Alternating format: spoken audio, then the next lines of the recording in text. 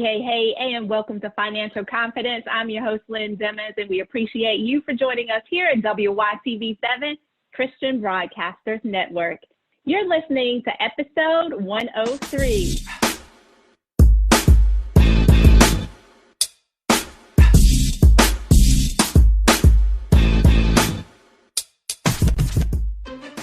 We want to thank you so much for joining us for this episode, guys, and we want to remind you of the guiding principle for this show, which is Matthew 6:33. But seek ye first the kingdom of God and his righteousness, and all these things shall be added unto you. We also implore that you pray over your finances so you can do the things that you're called to do to build generational wealth and leave an inheritance for the children, for your children's children. So if you will, guys, commit this simple prayer to memory and bow with me. Lord, help us to value things in this world that's really valuable. That's our relationship with you, our lives, and our families. Help make us responsible stewards of your financial resources, and let us trust your holy word. Eternal glory, thy son Jesus, in his name we pray. Amen. Guys, we definitely thank you for joining us for Financial Confidence. As we have these true money conversations, we want to hear from you. We want to hear your success stories. How are you doing? Send us an email at financialconfidence2020@gmail.com. Or if that doesn't work for you, you can always leave us a voicemail message. Call us at 470-236-8282. That's 470-236-8282. Finances in a rut? Need a way out? Lynn Demmons is here to help. She's your personal financial rebound coach. Being a wife, mother, and educator, she understands the importance of controlling your finances and building generational wealth. She is here to help you find money you didn't know you had and live life on your terms. Sounds too good to be true? Well, it is true, and it's definitely a good thing. Lynn Demmons of Demmons Enterprise offers one-on-one coaching, group coaching, and radio podcasts entitled Financial Confidence God's Way on WYTV7 Christian Broadcasters Network. Lynn Demmons of Demmons Enterprise, your number one financial rebound coach. The podcasting studio with us today, guys. Senior Pastor Cedric Allen. Cedric, how are you? I'm doing well. Great, Lynn. How about you? I'm well. I appreciate you for joining us here so that we can have these true, courageous conversations on today in the midst of this climate that we're currently going through, helping to encourage and educate our listening audience. So before we get started, we want to definitely introduce you. Will you just do a quick introduction of yourself to the group? Let us know who you are, what you're doing out here in the world these days. Well, I'll just say I'll be out here in the world on, except for going to the store, I guess, like most people. Right. And some other things, but my name is Cedric Allen. I am senior pastor for my own ministry, Be Real with God Ministries, which the whole deal is to help people know they have value and they have worth. And during this time, that's one of those things. Also, I do a lot of things with LinkedIn, so I'm a certified LinkedIn trainer. I also do career ministries or just really career coaching, but it all comes back to shepherding and making sure you are the person that you want to be. So basically reminding a person that they have value and worth, because during these times, a lot of people don't think that, especially if you've been let go from a position or a career that you've grown to, because it can be like a marriage, and it also costs financial, especially if you feel you were let go, that, it was not fair or something else has happened, or just like this, you have some natural catastrophe or unnatural catastrophe happen, and now you have to figure out what to do with those funds and where you're going to be. And even for those that don't believe, you still have to deal with those consequences. So how do you help the person in that aspect? And that's what awesome. Well, we appreciate you for joining us, but we want our audience to learn a little bit more about you. Thinking back to your childhood, what was your relationship like with money growing up? Were there any, key factors that your mom or your dad taught you, or some key principles they taught you, or maybe some they didn't teach you, right, that you want to share with us? I would think it would be it was a really big deal of a mix of both. It just depends who you're around. And the first thing I know for me, when I was coming up, parents handled all the money. And it's not like it was a lack of it. It was more of the parents handled the money And I think that sometimes can be detrimental because when you're not ready or that person's not ready to handle that, which was later in my life in a lot of things, and they were being honest, no, I don't think I can handle it. Listen to them because there was somewhere in there that wasn't conveyed.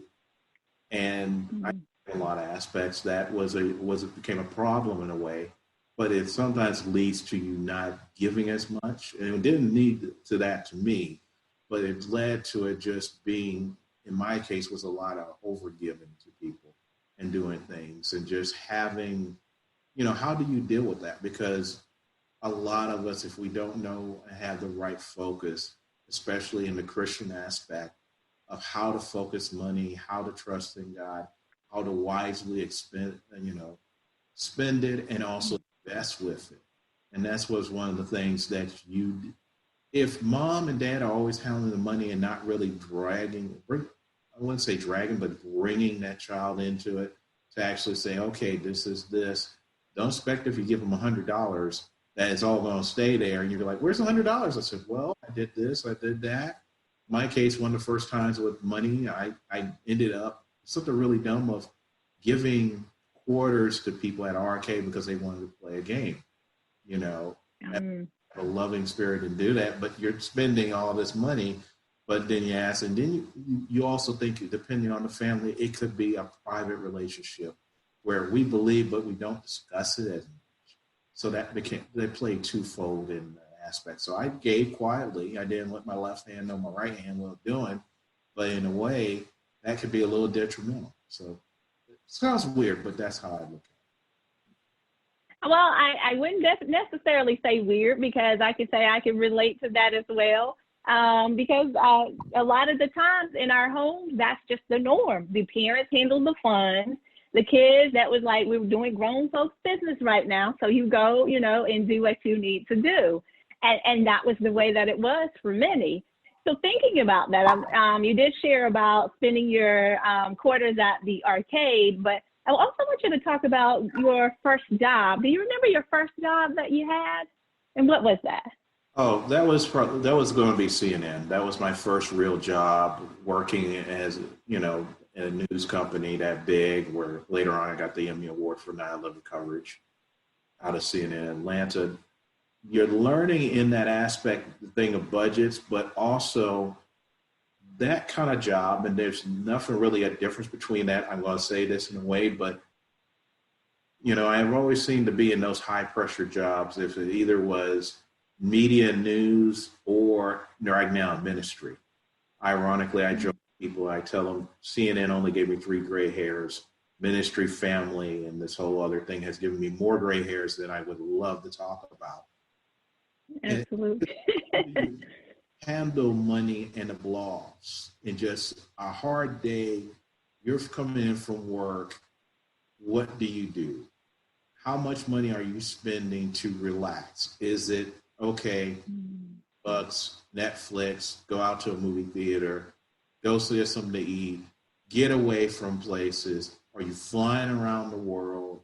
Are you drinking? I'm going there. Are you having taken something else? Prescription, non-prescription, I'm going there.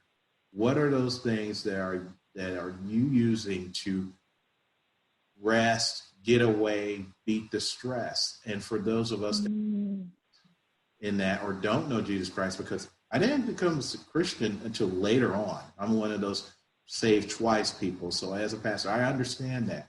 So you go through worldly means and ways, or was it going to somewhere to just, I'll go to a Dave & Buster's, I'll play some games, or I'll go out drink, or I'll go out party somewhere, or I'll hit a trip? Or what are you spending your money on that you could be wisely investing on a lot of that on, and then also doing it in a smart way where, I think I'll hit my treadmill and get the gym and do that, or not be online as much, or what are those things? Because we're in a situation right now, you either are trapped in a hole or you're going to come out of the hole, and how are you doing? Awesome. So in sharing that, your first job, well, let me just backtrack. Your first real job was CNN. What an amazing first job, because I know my first job was McDonald's, right? So just thinking about, that first paycheck that you received, what did you do with that first paycheck? Do you remember? At the time, I was doing something, and it's almost, if you ever read Robert Kiyosaki's Rich Dad, Poor Dad. Yeah. And he thinks like I think. And my family, coming from that time, and the thing is, it wasn't a knock on the family or anything. I even remember asking my grandfather for advice on that. There are certain things where if I went this way, I could have got this out the way, because you have to know what kind of person you are. I don't really like debt. I like to pay it. But there's times where God has kept me in things, or things have kept that way, that those decisions of not paying off certain things as much and willing to take the sacrifice of saying, oh, I'm not going to eat as much, or I'm going to get to a thing and not do as much. If I would have did that a certain way, I would have been out of a certain thing and would have maintained a little bit better that debt and everything else. Ironically, because of my walk, and I'll say because of my walk and the fight I've been in, what I did with my check, I just, you did it with you paid your bills, you did your rent, everything else. That was one of the things when I had a very consistent job, or that kind of level, was consistency, even before the change of my life and becoming a Christian. Sometimes being a Christian can be, you change that faucet from hot and cold, the money cold sometimes. Someday the money stays the same. It depends on the path God has us on. For me, at one point, I got to a point after going down into a dip and coming back up, that I got it to a point that I was going to pay off all my bills. To a point in 1 year, I had this plan, but then changes in life and everything else changed. Absolutely. So in thinking about that, I want to get to the point, you're talking about your changes in life. How do we mesh this together? So you shared earlier, Be Real with God Ministries, you're the senior pastor there, and you also shared about the career networking via LinkedIn. How did you get there? How did we mesh there together? How did those two things come about? Because those are two very different worlds. We're very different worlds, but they're almost dealing with the same thing. I guess the key word would be shepherding. I think it is something you need in your life. Good shepherding, not accountability partners. I'm not a big fan of the word, because those accountability partners can sometimes lord it over you. And there's there's only one Lord, and that's Jesus Christ. And even God will tell you to do things that even will cost you some money things short term, that God's going, no. I need you to do this because this is going to open a door for you. And understanding people, please hear me in that. But there's also a thing of shepherding in your finances. There's shepherding in your life, your choices in, what you eat, where you live, all these other things. And taking that, as I was in transition, what was happening was this LinkedIn thing, which I knew about and I knew enough about, but some of the places you went to had no clue. And it's ironically, even now, I'm even talking to places that they have no clue. This whole thing of Zoom was something I did in 2006 with Adobe Connect. Same principle, same thing. But there were not a lot of shepherds in that. And the ones that were shepherds, just like anything else, I'm telling you this is going to happen. Like the prophets, I'm telling you it's going to happen. Jesus saying, this temple is going to go down here. No. And when it happens, you're like, oh, well, I've been telling you this for about 10 years. This was coming, or even a year ago with certain places. So as I was in transition, I noticed, and several other people noticed, that not everybody was giving people that it was like go to one place and they would stay at one place, and then they wouldn't know these other places they can go. And there was enough of a buffet. It was more like you were starving. So now, because of that, this has become a ministry. And so I've had people hate me for saying career services is a ministry. I said, no, it actually is a ministry. And the thing we try to do is remind people they have value and worth, to try to help people in this LinkedIn dynamic. I will be doing that coming up in the next couple of weeks with LinkedIn Online and actually doing that and helping people in that aspect, because they need to understand this is going to change. One of the things I've already been knowing for 4 or 5 years now is coming down the pipe, that If you're not on LinkedIn, the applicant tracking system is going to be through LinkedIn now. They're going to move everything to there. Why? Because it's more effective. They understand what to do, and they're helping people that are in that field doing that. So it's been 4 or 5 years down the pipe that's happening. So this is how it's become a ministry, but it all goes back to shepherding.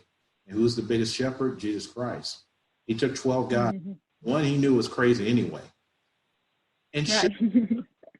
It said, now you do it and you teach others. I think that's what we're doing here, Lynn. We're trying to teach others about how to do finances. As somebody who still struggles with that, and a lot of it is because, let's go there, it's a spiritual warfare. Sometimes it is. You know, you set it out, you put it in the seed and everything else, and you still got the same problem. And God's still saying, you're in the barren wilderness. And sometimes we get like Abraham. We go down to Egypt and we come back with some Hagars and some other things in our lives and some other things going on. But if we stick with him, we'll get through it. It's not always going to be, and for those that are always saying, well, it's going to be prosperity, I said, well, there's in other ways, but there are going to be some lean days. People are seeing lean days now, and they have plenty of money, what they feel now, but they're still concerned in the future about how much of that money is going to stay there, because we're getting free money right now. We're getting all these loans right now.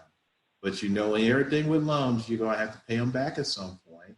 Anything with free, there is always a thing of not really being free. Where does that hit us? And it's not to scare people, but it's to realize, yeah, let's use wisdom. Let's not panic. We do have a God in this world. I love that. So basically the message that I hear with that, guys, is we got to come out of this better than we went into the situation, right? If we think about it from that perspective, with all of those different tools and resources, but what about your future? So don't make the same mistakes, right, from your past. Don't carry your past over into the future. Let's learn from this opportunity. And I love the way that you position that you share that story. But as you're thinking about the conversations that you've had with others and how you are, you know, you said you told them about LinkedIn 5 years ago, or you were using Zoom back in 2006 with Adobe Connect. What are some of the reasons that you would say that people were resistant? And to this day, some of them continue to be resistant, right? They're sort of forced. They've been pushed, right? Over the edge now. Yeah, I look at some of the things that have gone on, and this is going to be my fun part of it. I think God looked at all the arguing on both sides of the aisle and all these different places and what was going on, and decided to have us burp, change, put in our rooms down for a nap, and not come back until there was some repentance out of this thing, and not go into such, you know, even you still see people online that are so violent against each other still, and you're like, whoa, everybody calm down. I know you get a place too at times, a lot of times, but it doesn't mean you have to have a bad attitude against somebody because they don't agree with you and you don't agree with them on similar viewpoints. People are going to be devils, but come on, folks, let's calm down. I think that's why God said, time out, everybody to the room right now. Now, the other aspect of this during this time of just not getting into it, it's the same thing. We don't see a need for it, or we don't want to hear it, or we'll get not our big thing. It's not on our screen right now. Now it's on your screen, and you could have prepared for that. Right. Some of those of us that are preparation guys, when you work in news long enough, you learn how to dig for a story, and you also know how to prepare as much as possible for what I call the die-hard scenario, where everything goes crap, but we put the parameters enough that this is a backup plan, this is a backup plan, this is a backup plan. And to say, oh, we're not going to do this and that, and I'm still dealing with people who are still trying to get the hang of this, of, oops, I forgot this, and oops, I said, you need somebody there that's kind of already know how to do this. And then when you have that person with knowledge there, especially with LinkedIn and online and everything else, listen to them. There's a reason why you hired them. Learn your lesson from a guy named Ted Turner. Ted Turner started this whole cable news thing. He's the guy who brought you a war live as it was happening. Why? Because Ted Turner is a very smart guy, but he will tell you, and his people will tell you from Buff or not, all these guys that I've worked with in some way, that Ted Turner was smart enough to hire the smartest people and then let them do their job.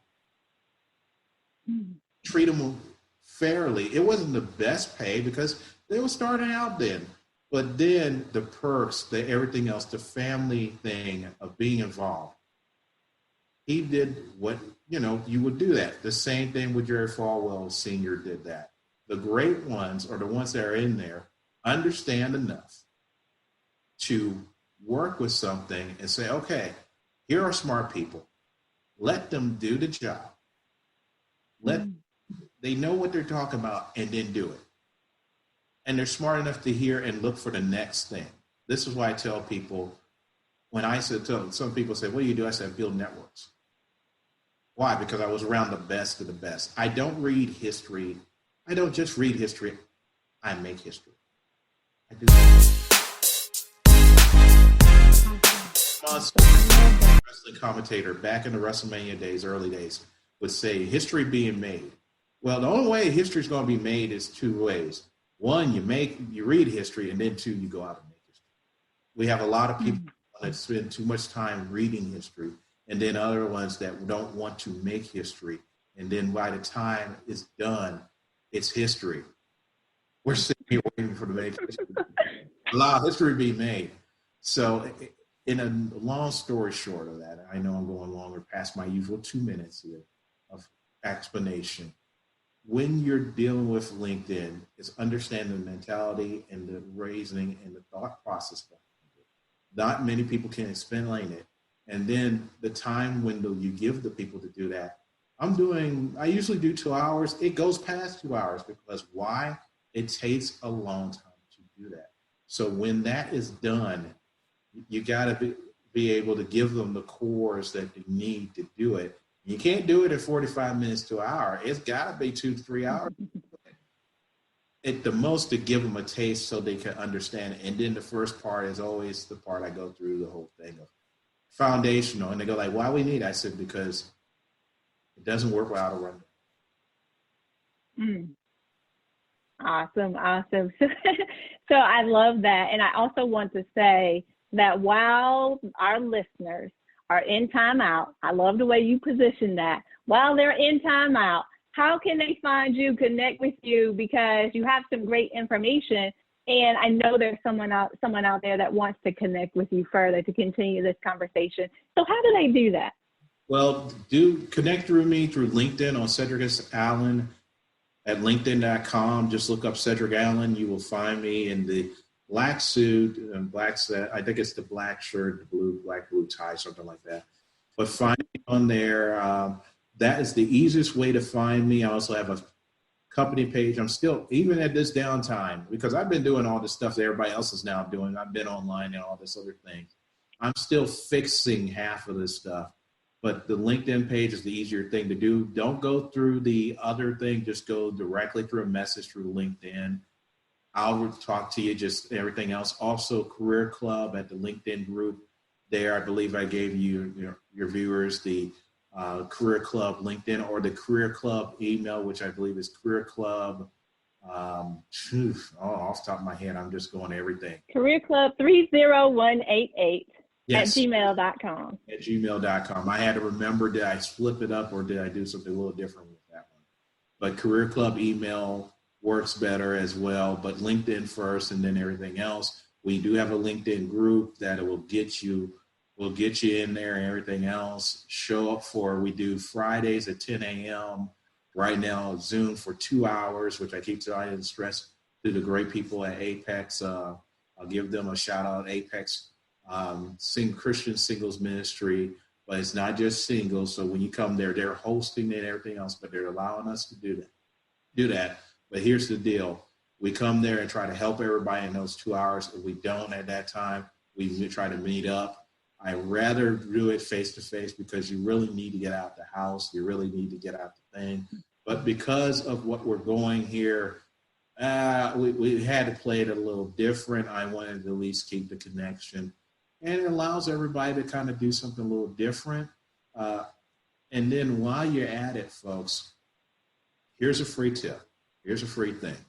If you want to utilize LinkedIn and use it to its effectiveness, and figure out why this, group called Microsoft bought this thing for $26.2 billion. Go on to LinkedIn and then look up the thing that says learning, LinkedIn Learning, and it will give you a lot of learning courses that you can actually put on your profile, have on your profile after you're done. That says that it goes there. And LinkedIn will teach you and kind of test you on certain ones. They want to test me on LinkedIn. I'm kind of laughing at them because I said, no fair, you change this thing every week, every day. So no, that's funny that you want to do it. But LinkedIn Learning, great learning things. If you ever heard of the company called Lynda, LYNDA.com. Well, LinkedIn bought Lynda, and then now Microsoft has, it's been about 4 years, getting close to 5 of them being bought LinkedIn. So they are going to expand on it. They are going to make this thing go. I've just been trying to push everybody to kind of let them. I even talked to LinkedIn about you should do the high schools. Now we have high schools shut down. Everybody's starting to go like, telling you this for a year, 5 years. So I just hate to say I told you so. But the quote Bobby Heenan, Ric Flair, and Mr. Perfect, I told you so. Awesome. Well, we definitely appreciate you. And I have taken some of those courses on LinkedIn Learning, so I know exactly what you're talking about. And we appreciate you guys. Yes, go check it out. Make sure your profile site, go check out Cedric's profile. Maybe you can mirror his a little bit, get some tips, and check out the career networking group as well, guys. We appreciate you so much for joining us for Financial Confidence here on WYTV7 Christian Broadcasters Network. If this has been invaluable information for you, make sure you go over to WYTV7.org and leave a donation so we can continue to do what we're doing, guys. We're having courageous conversations over here, helping you to make your money, keep your money, and grow your money so you can do the things you're called to do. That's to build generational wealth and leave an inheritance for your children's children. No, we're not there yet, but we're working on it, guys. We want you to work on that too. Don't forget to contact us. Send us your success stories. How are you doing? financialconfidence2020@gmail.com. That's financialconfidence2020@gmail.com. I'm Lynn Demons. That's Demons, no demons here, y'all. DEMMONS. We appreciate you, and we'll see you next week. Have a good one. Swing Into Their Dreams Foundation presents the Golf Tournament of the Year, raising scholarships for aspiring National Golf Club in Milton, Georgia. The inaugural HBCU Swing Into Their Dreams Charity Golf Tournament. Registration and gourmet continental breakfast begins at 8 a.m. and shotgun at 10 a.m. Award reception follows. Come enjoy a day of jazz, mimosa, cigars, cash bar, silent auction, and more. For more information, contact 770-686-7143. Don't miss it.